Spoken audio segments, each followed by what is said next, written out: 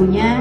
Yang tidak boleh dibahas adalah album pertama kami, kayaknya kita ini dulu ya, kita pinggirkan dulu untuk dibahas. Kita dulu pas lagi bikin album pertama sering banget tuh ngobrol sampai larut malam gitu, dan ternyata banyak banget hal-hal penting dan banyak juga masalah-masalah tuh selesai di jam-jam segitu gitu. Tapi maksud gue kayak spesifik 3 banget, kayak 2, 4. Jadi apakah ada tertentu di 3 ini? Jadi temanya tuh udah ada sebenarnya, lagunya juga udah banyak hampir selesai, cuman judul lagunya tuh nggak dapet itu. Sampai akhirnya pas lagi ngerjain salah satu photoshoot buat album ini, kayak ada Eureka moment gitu, tiba-tiba gue yang kayak ngomong ke Rehan dulu, gue tahu judul albumnya apa gitu. Itu Sofa belum rilis, tapi di Sofa itu ada lirik obrolan jam 3 pagi. Betul.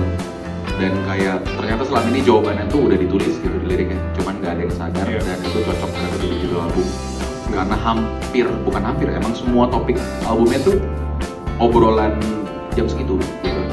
Topik-topiknya keluar tuh jam segitu kalau nongkrong. Dan kayak ternyata benang merahnya itu, kita sempat kayak mikirin temanya tuh, salah satunya benang merahnya adalah waktu kan. Dan kayak momen-momen mana di mana kayak waktu tuh kayak beku gitu. Terus menurut kami salah satu yang paling beku itu jam 3 pagi. Salah satunya andai saja sih. Andai saja tuh lumayan. Gue mau jawab itu juga, lu yang lain. Oke, gue yang lain. Nggak apa-apa tapi kalau Oke. 1 jam terpanjang susah.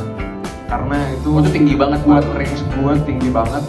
Dan pas latihan live-nya pun kayak itu range yang belum pernah saya sebelum jelasin dikit juga. Salah satu decision kreatif kita adalah pengen pakai metafora olahraga, dan di Indonesia kalau ngomongin olahraga salah satunya ya gue selain Bambang Pamungkas gitu. Kita nggak punya koneksi ke Bambang Pamungkas sama sekali sebelumnya.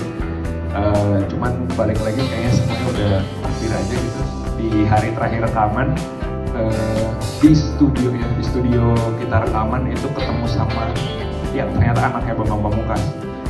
Dan ya udah mulai dari situ kita cari kontaknya beliau. Kita coba kirim deck dulu bahkan waktu itu, ini albumnya tentang ini. Setelah beberapa hari beliau balas bilang mau katanya ikut di proyek Hello Mbak Sihir. Dan ya udah habis itu nggak jauh dari situ kita rekaman. Ternyata happy juga bahwa Mas Bepe tertarik sama proyek ini karena dia belum pernah ikut di proyek musik sebelumnya. Ini baru pertama kali buat beliau,